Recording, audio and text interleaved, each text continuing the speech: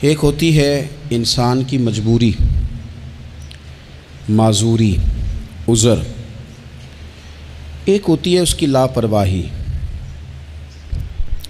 ان دونوں چیزوں میں زمین و آسمان کا فرق ہے۔ یہ جو لاپرواہی ہوتی ہے یہ کسی بھی شخص سے منسلک ساری چیزوں کو ہی خراب کر دیتی ہے۔ آپ نے ایک چھوٹا سا پودا بھی اگر لگایا ہے اور آپ لاپرواہی کا مظاہرہ کرتے ہیں تو وہ خشک ہو جائے گا۔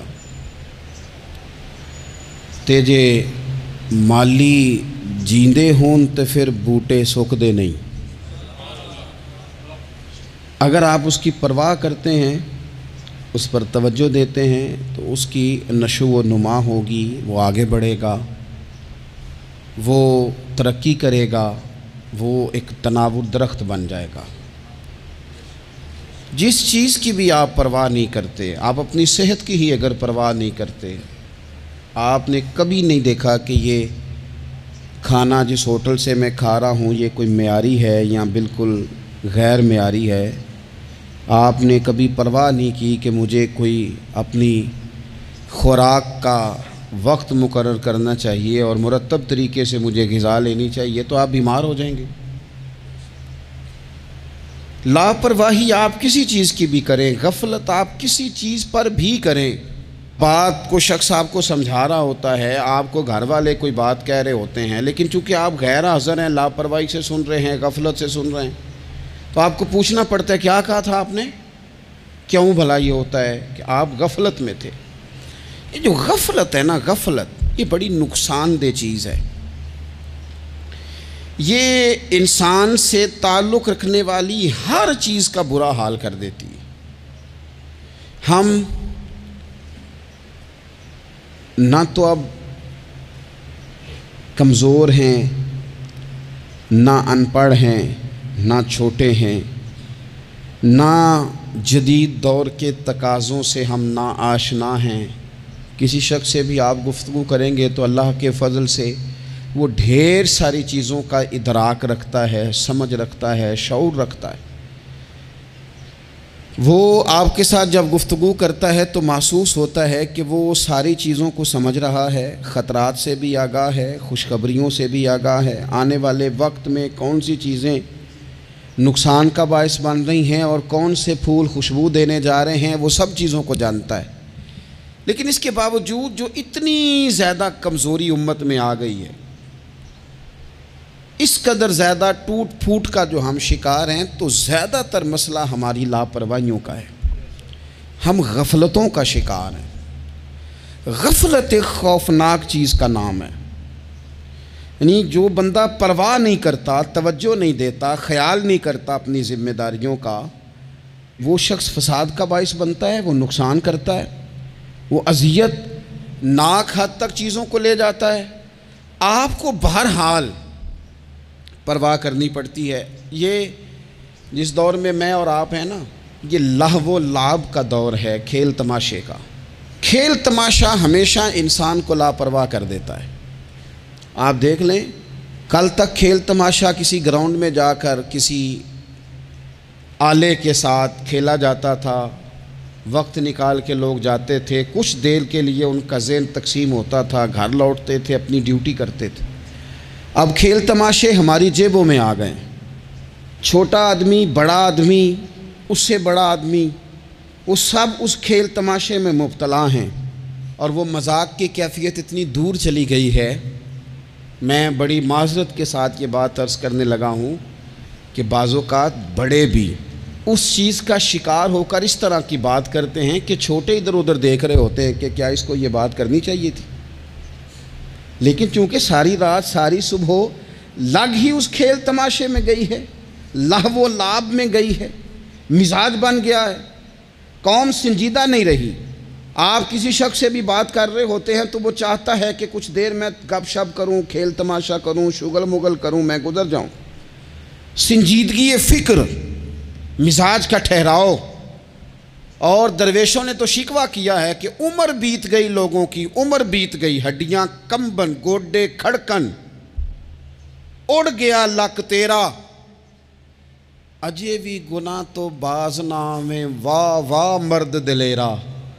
میاں صاحب کہنے لگے یہاں تک تو پہنچ گیا ہے کہ ہڈیاں کمبن اور تیرے گوڈے کھڑکن تے اڑ گیا لک تیرا، اجے بھی گناہ تو باز نامے او واہ واہ مرد دلیرا۔ وہ تو اتنا دلیر ہو گیا کہ جب تجھے چاہیے تھا کہ اب ہی تیرے ہاتھ میں استغفار کی تسبیح آتی، اب ہی تجھے سجدے کا ذوق ہوتا۔ ہم اتنے زیادہ غفلت کا شکار ہیں، آپ یقین کریں۔ دیکھو، معافی ہوتی ہے عذر کی، معافی ہوتی ہے معذوری کی، غفلتوں کی معافی۔ جب ہم اسکول میں پڑھتے تھے، مدرسے میں پڑھتے تھے، تو جس بچے کا پتہ چل جاتا تھا نا یہ بیمار تھا، اسے مار نہیں پڑتی تھی۔ جس کا پتہ چل جاتا تھا نا کہ اس کے گھر میں کوئی پریشانی آ گئی تھی، اسے مار نہیں پڑتی تھی۔ غصہ دلانے والی بات یہ ہوتی تھی کہ گھر والے کہتے تھے کہ ہم نے تو بھیجا تھا، صبح تیار کر کے بیگ دے کے اس کو روانہ کیا تھا، اور جب پتہ چلتا تھا نا کہ یہ آیا نہیں، وہاں بیٹھ کر وقت گزارا، وہاں بیٹھ کر وقت گزارا۔ اب یہ وہ مسئلہ تھا کہ استاد اس پر یوں ہوتا تھا کہ جس طرح وہ پورے جلال میں آ گئے۔ اس بات نے انہیں اتنا غصہ دلا، وہ تو بیٹھا رہا، جان بوجھ کے نہیں آیا، اس کو شدید مار پڑتی تھی۔ جب ہم بڑے ہوئے، کتاب و سنت کو دیکھا تو کچھ چیزیں عجیب سی سمجھ میں آئیں۔ سیاستہ میں حدیث موجود ہے کہ صحابہ کرام علیہم رضوان فرماتے ہیں کہ ایک جنگ کا موقع تھا، تو وہ رستے بڑے سخت تھے، دشوار گزار گھاٹیاں تھیں، بڑی مشکل سے ہم نے وہ راہیں طے کی۔ ہمیں لگا کہ اس جہاد پر ہمیں بہت اجر ملے گا، اور پھر ہمارے دلوں میں یہ بھی خیال آتا تھا کہ فلاں فلاں فلاں فلاں تو صحابی آئے نہیں، وہ تو گھر میں رہے۔ اللہ کے محبوب صلی اللہ تعالیٰ علیہ وسلم نے ہمارے ان خیالات کو بھانپا اور کریم فرمانے لگے تمہیں اس جہاد پر بڑا اجر ملے گا، لیکن یاد رکھنا تمہارے کچھ بھائی ہیں جو گھروں میں بیٹھے ہیں، مجبوریوں نے، آزمائشوں نے، پریشانیوں نے، عذر نے انہیں آنے نہیں دیا۔ جتنا تمہیں صبر کر کے، مشقت جھیل کے، سفر کر کے جہاد کا ثواب ملے گا، اتنا ہی انہیں گھر بیٹھے بیٹھے بھی ثواب ملے گا۔ آئے نہیں، یہ کس بندے کا معاملہ ہے جو عذر والا ہے؟ اور اگر کسی کے اجتہاد میں غفلت ہو گئی، حضرت کعب بن مالک رضی اللہ تعالیٰ، یہ بھی صحیح بخاری میں، کل چلا جاؤں گا، حضور تو جہاد پہ چلے گئے لیکن اجتہاد میں غفلت ہو گئی، کل چلا جاؤں گا، پرسوں جاؤں گا، ترسوں، فرماتے ہیں میں جا ہی نہیں سکا، حضور واپس آ گئے۔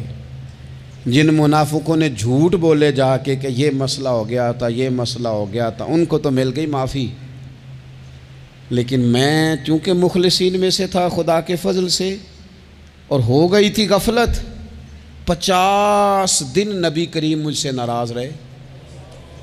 50 دن اللہ کے لیے کہ تو رب کے رستے میں جہاد کرنے نہیں آیا، 50 دن حضور ناراض رہے۔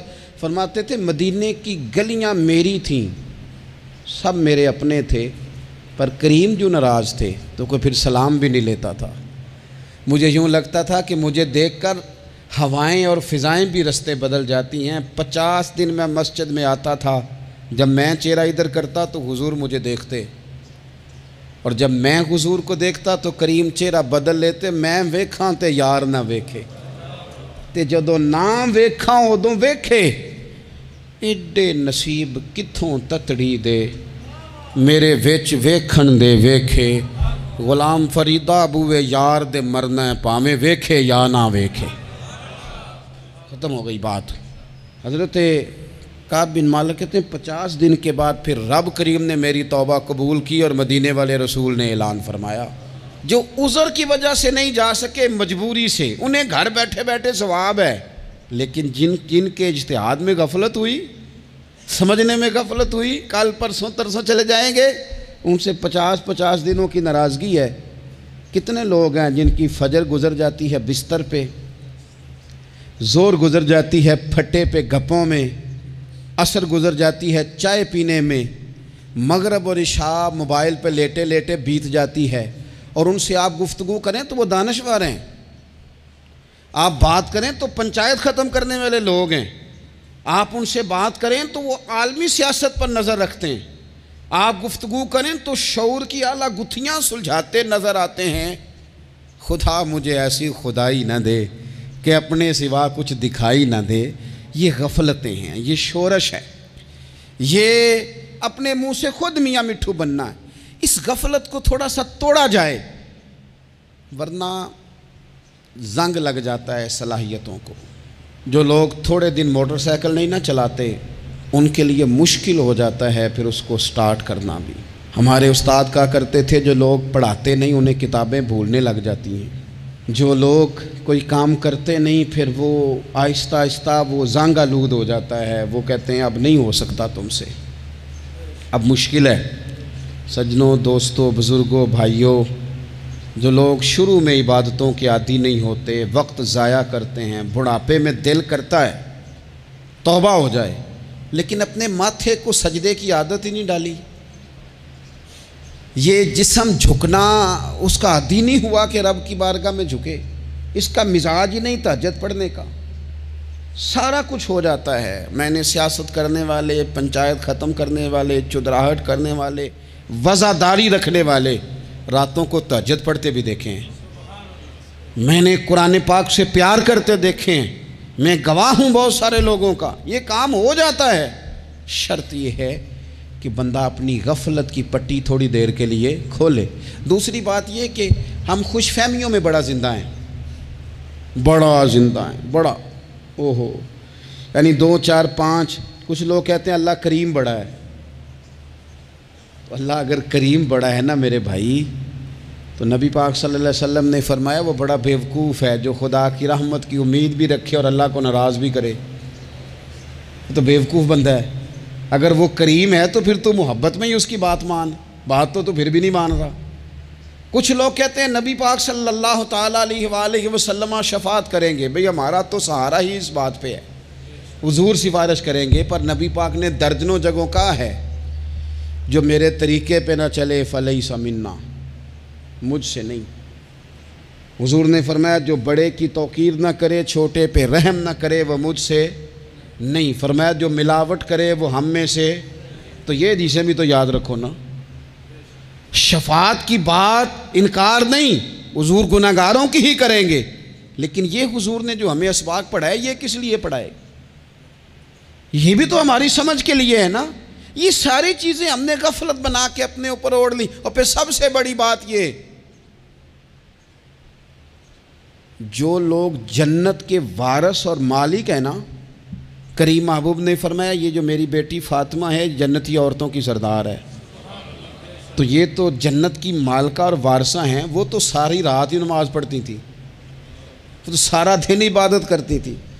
پاک سب سے زیادہ تو ان کو تھا. تو یہ تو 1 منٹ کے لیے مصلی سے جدا نہیں ہوئے. اور جنہوں نے صرف امید لگائی ہے، کوئی ان کے پاس ڈگری نہیں، وہ بن کے بیٹھ گئے ہیں. وہ کہتے ہیں جناب جنت مطلب ہم جسے کہیں گے معاذ اللہ وہ جائے گا، دوسرے کو جانے دیتے ہیں. اپنی زندگی میں خوش فہمیاں نہ لائیں، یہ غفلت پیدا کرتی ہیں. غفلت بڑی خطرناک چیز کا نام ہے. جب بندہ غافل ہو جاتا ہے. میں آپ سے ایک بات عرض کروں، حضرت عبداللہ ابن مسعود فرماتے ہیں کہ مومن رائی کے دانے کے برابر غلطی ہو جائے تو اسے لگتا ہے میرے سر پہ پہاڑ کھڑا ہے. اور فرمایا جو منافق ہوتا ہے نا، وہ پہاڑ کے برابر گناہ کر کے کہتا ہے بات ہی کوئی نہیں، فلانا بھی کرتا ہے، یہ بھی کرتا ہے، ساری دنیا کر رہی. یہ نفاق کی علامت ہے. اگرچہ بعض نے اسے نفاق عملی کہا، اعتقادی نہیں کہا. عزیز دوست، جب آپ چھوٹی غلطی کرتے ہیں تو پھر وہ چھوٹی چھوٹی غلطیاں پہاڑ بنتی ہیں، چھوٹی چھوٹی. وہ حضور نے فرمایا نا جب تو ایک گناہ کرتا ہے تو تیرے دل پہ ایک دھبا لگتا ہے، نہ توبہ کرے تو دوسرا لگتا ہے، نہ کرے تو تیسرا، پھر دل کالا سیاہ ہو جاتا ہے. چھوٹی چھوٹی غفلتیں بڑی غفلتوں کو جنم دیتی ہیں. چھوٹی چھوٹی کمزوریاں بڑی کمزوریوں کو لے کے آتی ہیں. اسی طرح بخاری مسلم میں حدیث ہے، نبی پاک صلی اللہ تعالیٰ علیہ وسلم نے فرمایا کچھ لوگ کھلم کھلا گناہ کریں گے قیامت کے قریب. اعلانیہ، یا رسول اللہ صلی اللہ علیہ وسلم وہ کس طرح؟ تو حضور فرماتے ہیں انہوں نے رات کو غلطی کی تھی، رب نے ان کی غلطی پر پردہ ڈال دیا. انہوں نے سویرے اٹھ کے خود لوگوں کو بتانا شروع کیا، اور دیکھا میں نے رات یہ کیا معاذ اللہ. فرمایا جب انہوں نے اللہ کے پردے کو کھولا تو پھر رب نے بھی ان کا پردہ کھول دیا. او میرے دوستو بتاؤ نا، جس کے رب پردے کھول دے پھر کون ہے جو اس کی پردہ داری کرے؟ کون ہے جو پردہ پوشی کرے؟ حضور فرماتے اس نے کلم کلا گناہ، فخر سے بتاتے ہیں لوگ یہ کرتا۔ میں بڑے ادب سے عرض کروں گا بزرگوں کی خدمت میں جو بڑی عمر کے ہیں، جن کی اب اولادیں ہیں، اگر ان کی زندگی میں کچھ ایسی کمزوریاں ہیں تو بچوں کو سمجھانے کے لیے بھی اس کو ڈسکس نہ کریں۔ ہم یہ کرتے تھے، ہم یہ کرتے تھے، اس کا کوئی فائدہ نہیں، یہ ہم کر کے دیکھا ہے سارا کچھ۔ نہ نہ نہ نہ، جس طرح گناہ ہے اس طرح گناہ کا اظہار بھی گناہ ہے۔ آپ ڈبل جرم کر رہے ہیں، آپ دلیر کر رہے ہیں سامنے والے کو کہ تو بھی کر، خیر ہے۔ بلکہ ایک نوجوان مجھے ایک دفعہ کہنے لگا جی ابا جی کہتے ہیں میں نے 35 سال یہ کام کیا ہے، یہ سب غلط ہے۔ تو میں نے ابا جی سے کہا چلو 15 کو سال مجھے بھی کر لینے دو، پھر میں بھی توبہ کر لوں گا۔ یہ ہم لوگوں کو دعوت دے رہے ہیں کہ غلط کام کرو۔ قرآن مجید کو آپ دیکھیں گے نا سورہ یاسین کے اندر، یہ بھلا کفر کیوں ہوتا تھا، منافقت کیسے پیدا ہوتی تھی، بت پرستی کیسے عام ہوتی تھی، دنیا کے اندر ستارہ پرست، سورج پرست، چاند کی پوجا کرنے والے یہ لوگ کیسے پیدا ہوتے تھے؟ غفلت کی وجہ سے۔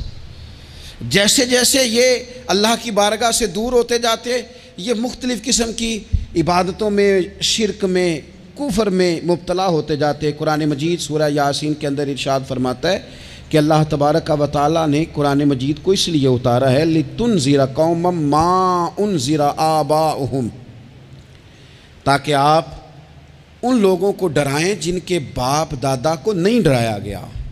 اور نتیجہ کیا ہوا؟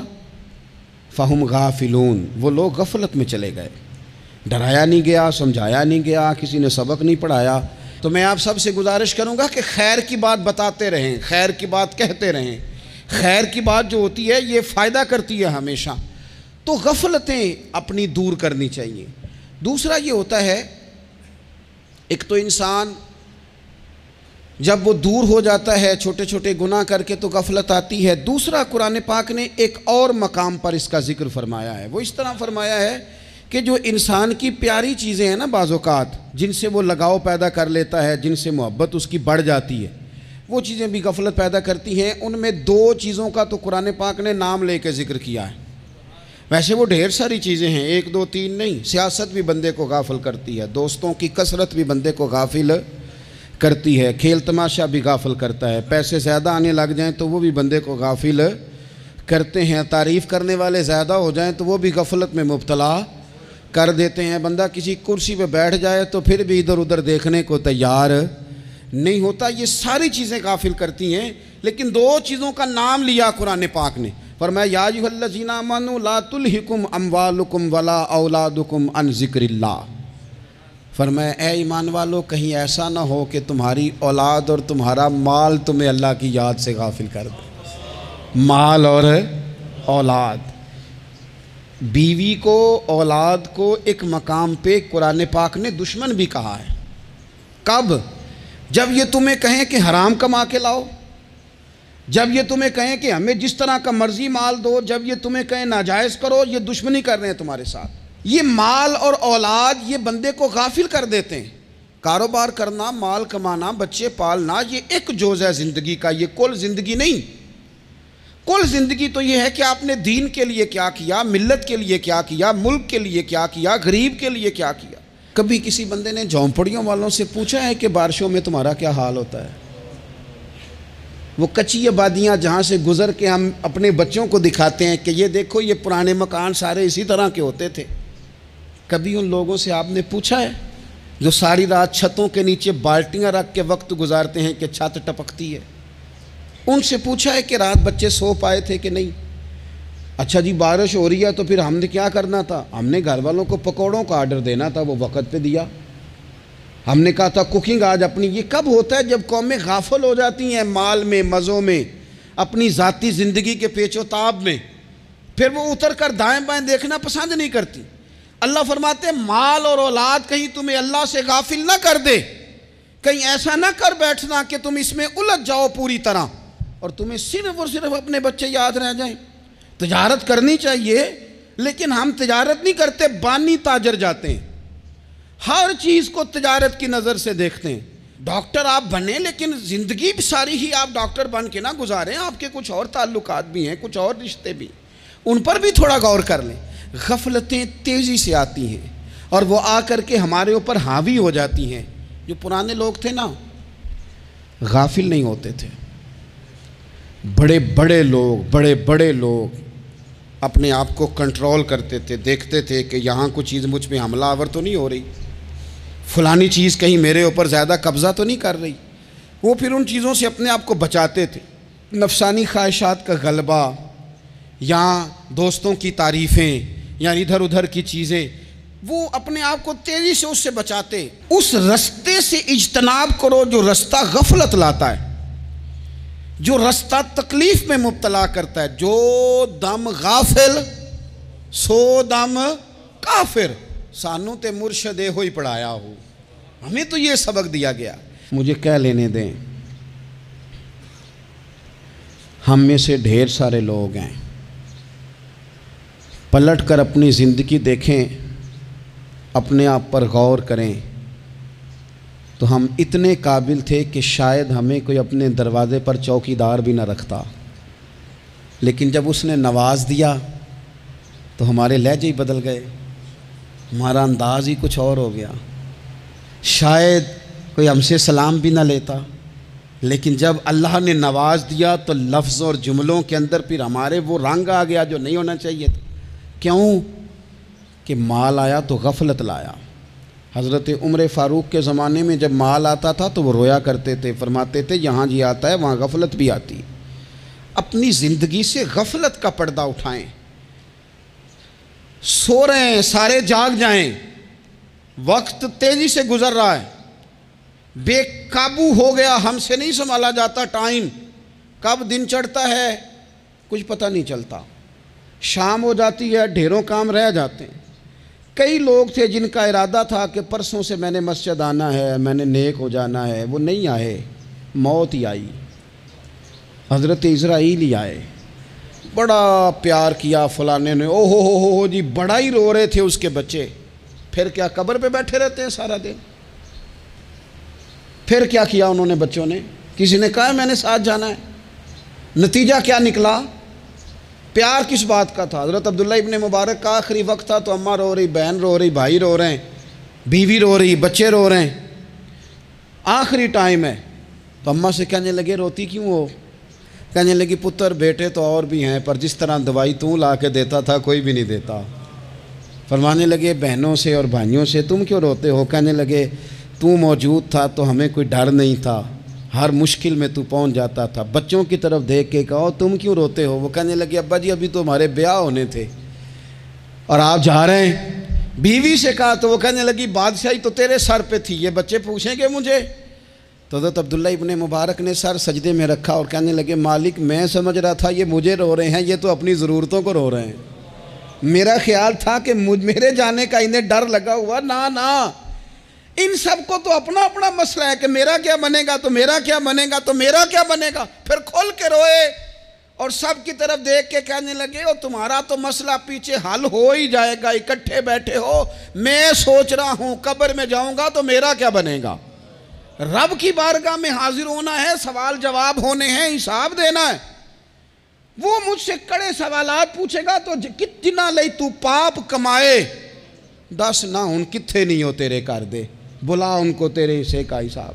میرے عزیز غفلت کی بکل کھول دینی چاہیے، وہ دروازہ بند کریں جہاں سے غفلت آتی ہے۔ خدا را کوئی نہیں، آپ یقین کریں رسمی دعائیں رہ گئی ہیں، رسمی 2 موبائل ہاتھ میں پکڑے ہوتے ہیں، کل کے ٹائم پتر نے 2 موبائل اور 2 موبائل پکڑ کے وہ کہہ رہا ہوتا ہے مولوی صاحب بات دعا 5 منٹ اور لمبی کر دینا، دیگ میں ذرا دیر ہے۔ وہ تو ادھر بیٹھو، چھوڑ دیگ کو، تیرا تو باپ چلا گیا، رو بیٹھ کے مصلے پہ، مالک سے کہہ اسے معاف کر دے۔ اور تو آج ہی افسر بن گیا ہے، تیرے لہجے میں آج ہی کچھ اور آ گیا، تجھے تو 3 دن میں ہی ہر شے بھول گئی، 3 دن میں ہی تو تیسرے دن اس طرح کے لفظ ادا کر رہا ہے کہ جن سے محسوس ہوتا ہے کوئی 2-4 دن بھی کوئی کہیں بیٹھ کے دعا کرتا ہے۔ اپنی غفلت کا دروازہ کھولیں، ورنہ اکثر آنکھیں تب کھلتی ہیں جب آنکھیں بند ہونے کا ٹائم آ جائے۔ ایک بات صرف اپنی زندگی میں طاری کر لیں، اس کو بھولے نہیں کبھی، اپنا حساب خود کرے۔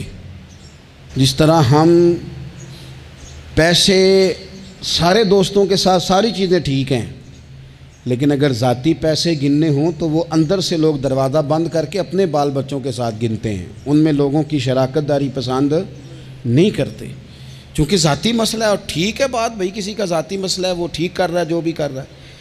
اس طرح جو ہمارے ذاتی معاملات ہیں نا، روحانی معاملات، اپنی نمازوں کا حساب کریں، اپنی گفتگو کا حساب کریں، اپنی سوچوں کا حساب کریں، حلال کھا رہے ہیں حرام کھا رہے ہیں خود حساب کریں، اکیلے بیٹھ کے حساب کریں، جان چھڑائیں تھوڑی دیر موبائل سے، تنہا بیٹھ کے تھوڑی دیر مراقبہ کریں، خدا کی نعمت کتنی ہے، جواب میں شکر ہمارا کتنا، اس کا حساب کریں، اپنا حساب کریں۔ اور حضرت عمر فاروق کا وہ جملہ یاد رکھیں، فرمایا کرتے تھے اپنا حساب کر لو اس سے پہلے کہ تمہارا حساب کیا جائے، یہ نہ ہو کہ پھر رب رسول حساب کریں اور تمہارے لیے مشکل ہو جائے۔ اپنا حساب کریں۔